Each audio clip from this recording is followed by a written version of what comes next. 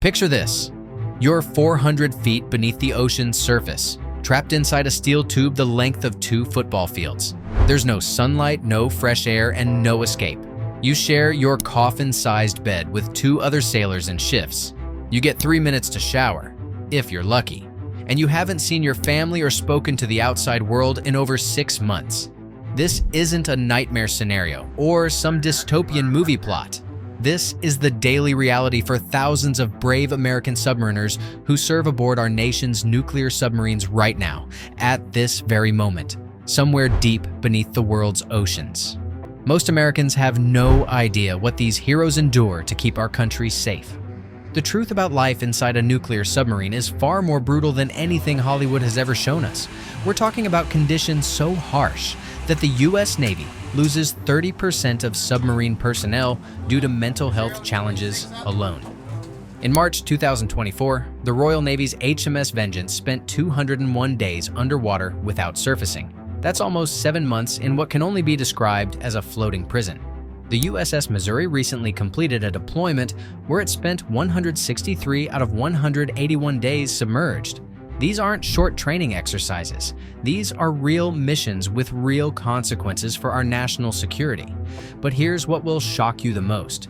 Despite these incredibly harsh conditions, our submarine force remains one of the most elite and respected branches of the military. These men and women voluntarily choose this life, knowing full well the sacrifices they'll make. They do it because they understand something most of us don't. That America's nuclear submarines are our nation's ultimate insurance policy against global threats. If you have deep respect for our submarine crews and the sacrifices they make, type "respect" in the comments below. The Confined Reality. Let's start with the most shocking truth about submarine life. Space doesn't exist. When we say these vessels are cramped, we're not talking about a small apartment or a tiny hotel room. We're talking about conditions that would make a prison cell feel spacious. Take the Virginia-class submarines like the USS Missouri. These boats are 337 feet long and house 135 crew members. But here's the kicker. They only have 94 beds. That means 41 sailors don't even have their own sleeping space. They practice something called hot bunking, where sailors literally climb into beds that are still warm from the previous occupant. Picture sleeping in what's essentially a coffin with a thin curtain for privacy. The bunks are stacked 3 high, and you have just enough room to lie flat. You can't sit up without hitting your head. Your personal storage space? A small locker about the size of a school backpack. That's it for all your belongings during a 6-month deployment. But the sleeping arrangements are just the beginning. About 1/3 of the entire submarine is taken up by the nuclear reactor and propulsion systems. The remaining space must accommodate everything else: the command center, weapons storage, kitchen, dining area, medical bay, and living quarters for over 130 people.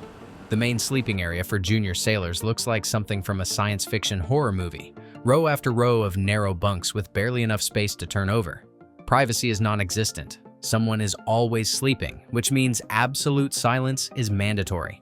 Slamming a door or speaking too loudly can result in serious disciplinary action.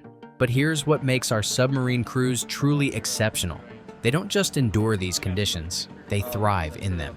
The bonds formed in these tight quarters create a brotherhood stronger than family. These sailors develop an almost supernatural ability to navigate their floating home in complete darkness, moving silently through passages that would challenge most people in broad daylight.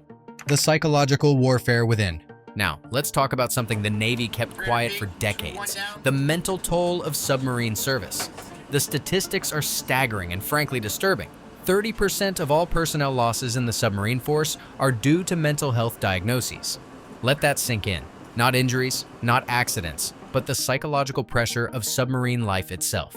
The Navy was so concerned about these numbers that in 2012, they launched a pilot program placing mental health providers directly within submarine squadrons.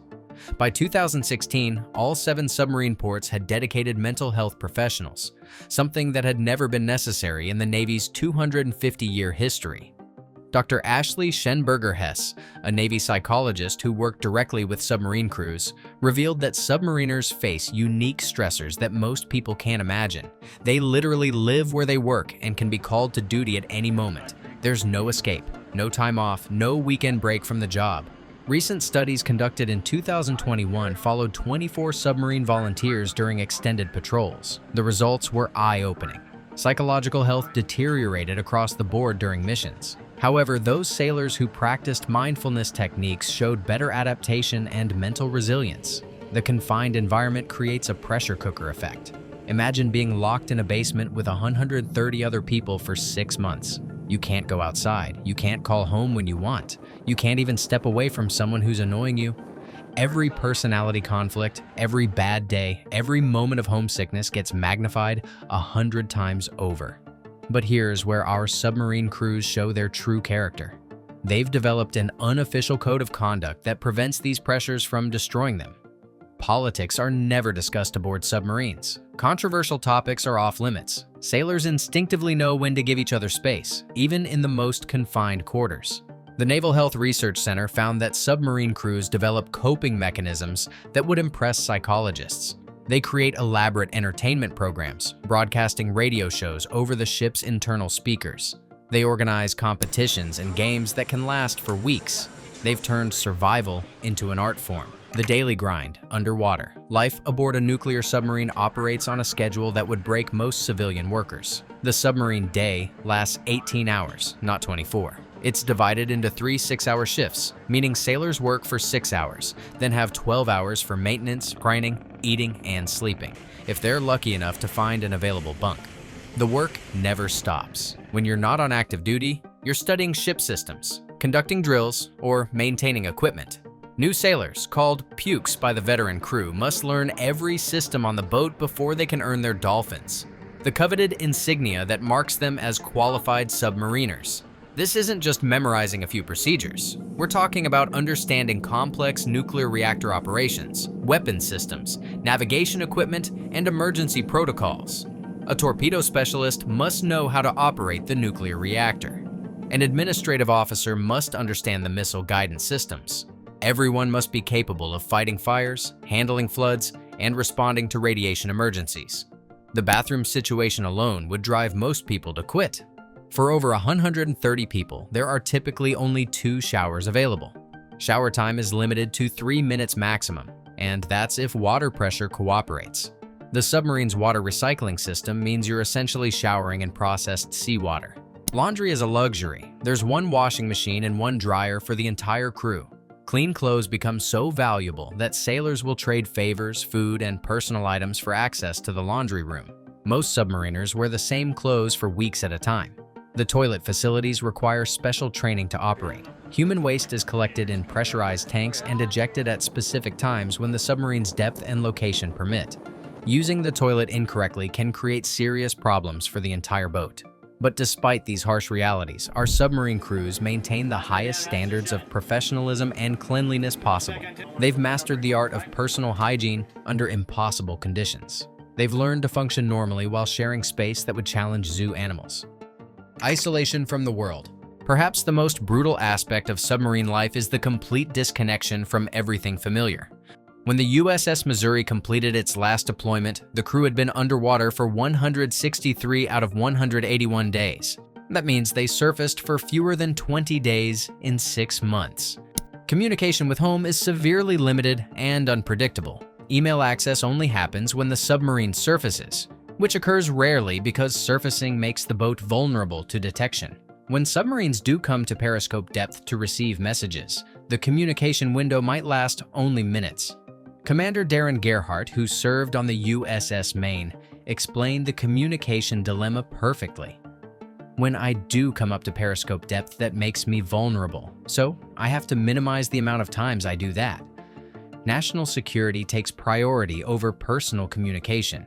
Always. This isolation creates a unique time warp effect. Submariners miss births, deaths, graduations, holidays, and life-changing events. They deploy knowing their children will be months older when they return. They miss their spouse's birthday, their parents' anniversary, their daughter's first steps. When they finally return to port, Commander Gerhardt noted, "We're catching up on several months' worth of information that we missed." Imagine coming home and learning about everything that happened in the world while you were gone. Elections, natural disasters, family emergencies, global events, all at once. The longest publicly recorded submarine patrol was 11 months underwater. 11 months without seeing sunlight, breathing fresh air, or having any meaningful contact with the outside world. These aren't ancient naval records. This happened with modern nuclear submarines. The psychological impact of this isolation cannot be overstated. Submariners develop their own calendar, their own sense of time, their own micro-society completely separate from the rest of humanity. They create rituals and traditions that help maintain their sanity and sense of purpose. Yet our submarine crews handle this isolation with remarkable grace and professionalism. They understand that their sacrifice serves a greater purpose, protecting American families and interests around the globe. They carry the weight of national security on their shoulders, while their own families wonder when they'll come home.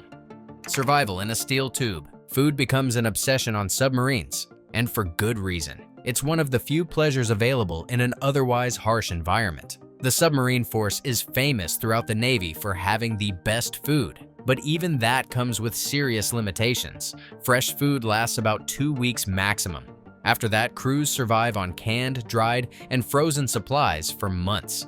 The galley on a submarine is typically only 10 by 14 feet, smaller than most bedrooms, yet it must produce 3 meals daily for over 130 people. Food storage becomes a logistical nightmare. For a 120-day deployment, submarines must carry 15,000 pounds of food. That's 160 pounds per sailor. Every available space gets filled with food supplies. Jeffrey Knight, a former Navy submariner, recalls walking on top of cans and cases of food in berthing until we ate enough to take the level down to normal storage. By the end of long deployments, food variety disappears entirely. Knight remembered having 1 canned ham, a crapload of white cake mix, and some dehydrated fruits and vegetables after 100 days at sea. Fresh vegetables become a distant memory. Fresh meat is impossible. Meals become purely functional, calories to keep the crew operating. The kitchen equipment presents its own challenges. Open flames are prohibited for safety reasons, so everything is cooked using convection ovens, induction cookers, and pressure-controlled deep fryers. The cooks, called culinary specialists, perform miracles with limited equipment and ingredients. Water is recycled constantly through distillation plants that can produce up to 40,000 gallons of fresh water daily from seawater. Most of this water cools electronic equipment, but some is used for drinking, cooking, and personal hygiene. Every drop is precious and carefully monitored. Recreation options are severely limited. Card games, especially cribbage, dominate free time. Some submarines have small exercise areas, usually doubling as storage or workspaces. Movies are watched on small screens in the mess halls. Video games on personal devices provide escape, but battery power is limited. The remarkable thing is how our submarine crews adapt to these conditions. They create elaborate entertainment systems, organize tournaments that last for weeks, and develop hobbies that work within their confined space. They've proven that the human spirit can thrive even in the most challenging circumstances. The danger beneath the waves. Living inside a nuclear submarine means being constantly surrounded by danger. These boats carry nuclear reactors, explosive weapons, flammable materials, and operate at depths where a single mistake can kill everyone aboard instantly. 9 nuclear submarines have sunk throughout history, 5 from the Soviet Navy, 2 from the Russian Navy, and 2 from the US Navy. The USS Thresher sank on April 10, 1963, during deep diving trials, killing all 129 people aboard. The USS Scorpion was lost on May 22, 1968, with 99 souls. The cause remains unknown to this day. The Soviet submarine K-19 experienced a reactor coolant system failure on July 4, 1961, off the coast of Greenland. The crew had to work in lethal radiation levels to prevent a reactor meltdown.